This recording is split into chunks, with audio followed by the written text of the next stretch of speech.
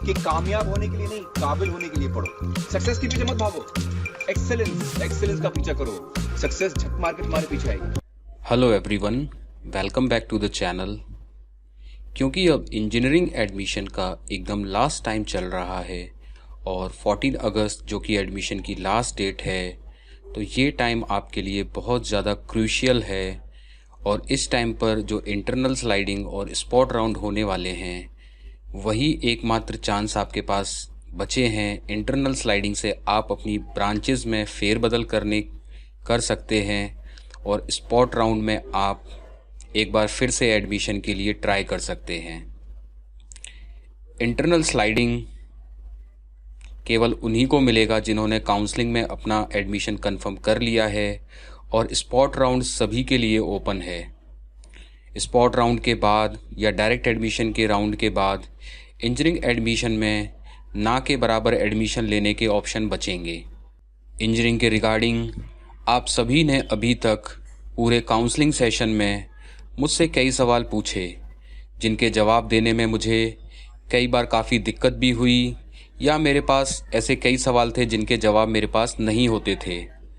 जैसे कि इंजीनियरिंग में प्लेसमेंट अच्छा नहीं है, इंजीनियरिंग में फ्यूचर नहीं है, टेक ब्रांच नहीं मिल पा रही है, क्या करूं, इस कॉलेज की ये ब्रांच मिली है, अच्छी है ख़राब है, कहीं मेरा कैरियर ख़राब तो नहीं हो जाएगा, कॉलेज अच्छा है या ख़राब है, जो ब्रांच ली है वो अच्छी है या नहीं है, इंजीनियरिंग कॉलेज में फैकल्टी, लैब और बाकी फैसिलिटी अच्छी है या नहीं है, इलेक्ट्रिकल, सिविल, मैकेनिकल की तो लैब भी आउटडेटेड हैं।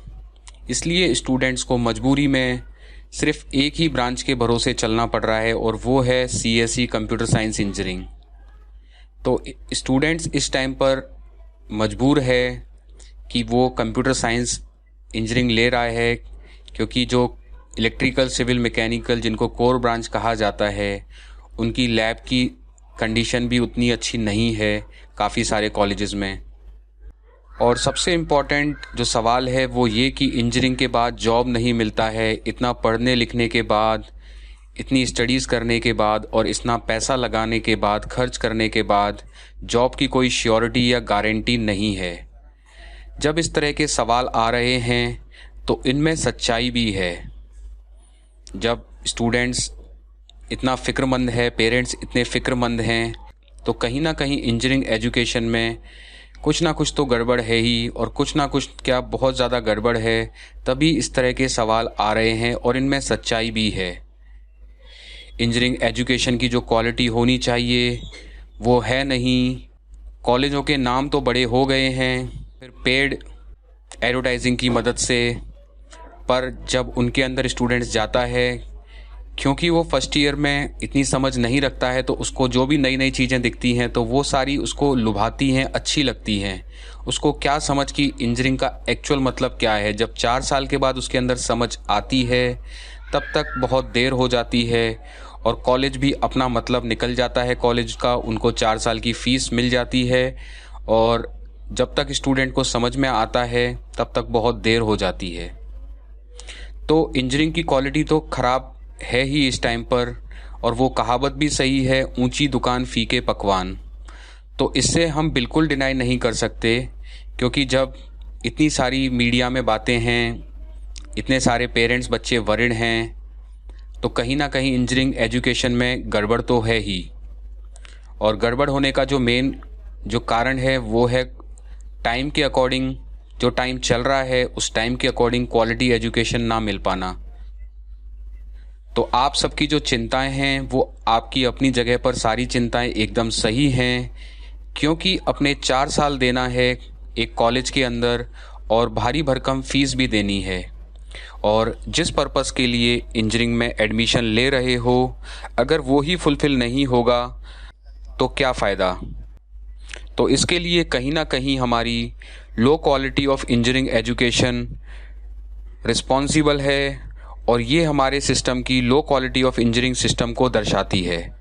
और जिन अथॉरिटीज़ को, जैसे कि रेगुलेटिंग अथॉरिटीज़ हैं, AICTE, रेगुलेटिंग अथॉरिटीज़ में AICTE आ जाती हैं, यूनिवर्सिटी आ जाती हैं।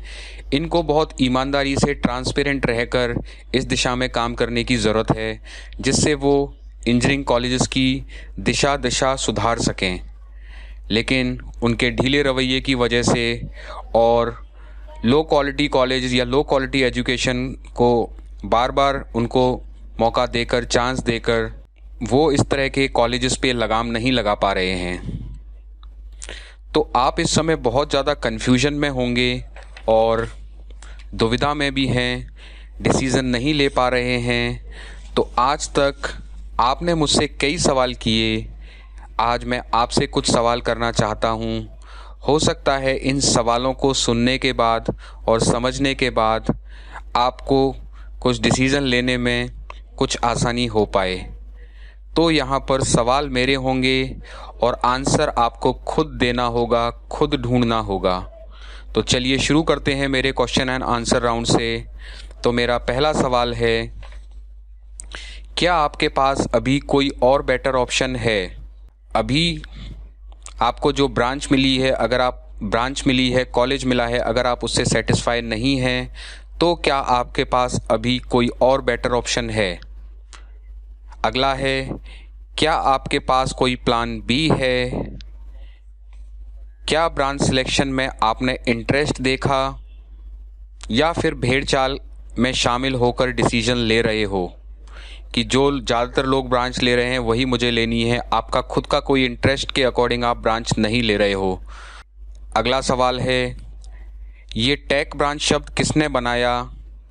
क्या इलेक्ट्रिकल इंजीनियरिंग टेक ब्रांच नहीं होती?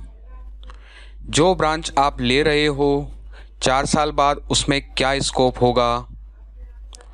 CS ब्रांच में रीजनिंग और एनालिटिकल स्किल्स की बहुत ज़्यादा रिक्वायरमेंट होती है और काफ़ी लॉन्ग आवर्स तक आपको कंप्यूटर पर बैठकर सिटिंग देनी होती है।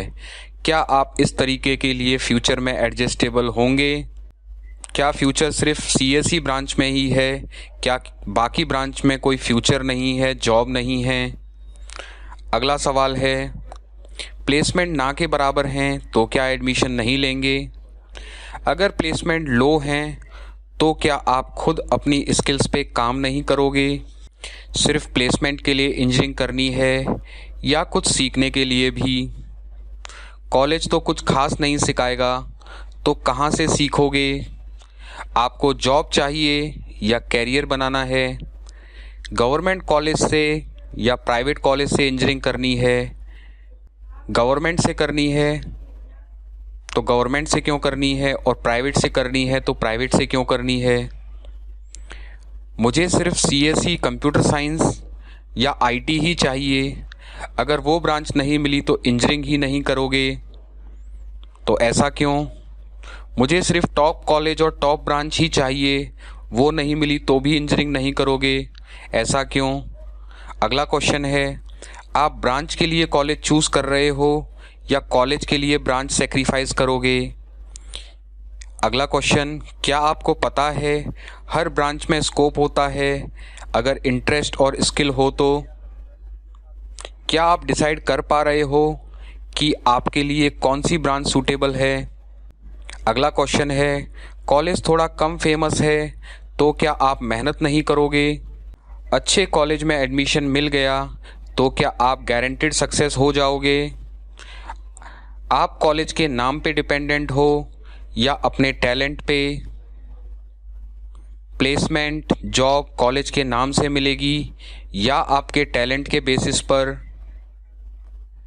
किस इंजीनियरिंग ब्रांच में 4-5 साल के बाद स्कोप होगा? अभी एडमिशन लेते वक्त किस ब्रांच में स्कोप है, और जब आप 4 साल इंजीनियरिंग कर लोगे उसके 4 साल के बाद या 5 साल के बाद किस ब्रांच में, किस फील्ड में ज़्यादा स्कोप होगा? क्या आपने इसके बारे में सोचा है? अगला क्वेश्चन है, दूसरे लोगों को CS मिल गई तो क्या आपकी ब्रांच बेकार हो गई है? नेक्स्ट क्वेश्चन है, टॉप कॉलेज नहीं मिला तो क्या इंजीनियरिंग का कोई फ़ायदा नहीं है? गवर्नमेंट सेक्टर इंजीनियरिंग जॉब करनी है या प्राइवेट सेक्टर जॉब इंजीनियरिंग करनी है? दोनों की तैयारी में क्या डिफरेंस है और कैसे गवर्नमेंट सेक्टर की जॉब्स में जाया जा सकता है, क्या आपको पता है? क्या आपको लगता है सिर्फ मार्क्स डिसाइड करते हैं आपका फ्यूचर? एंड लास्ट है, आप 4 साल कॉलेज ब्लेम करोगे या 4 साल में खुद को इतना बेटर बना लोगे कि आपको कोई दिक्कत ही ना आए? सो इन सब क्वेश्चंस को सोच कर देखना, think of it. Best wishes for your engineering journey. Good bye, thank you, take care, bye bye.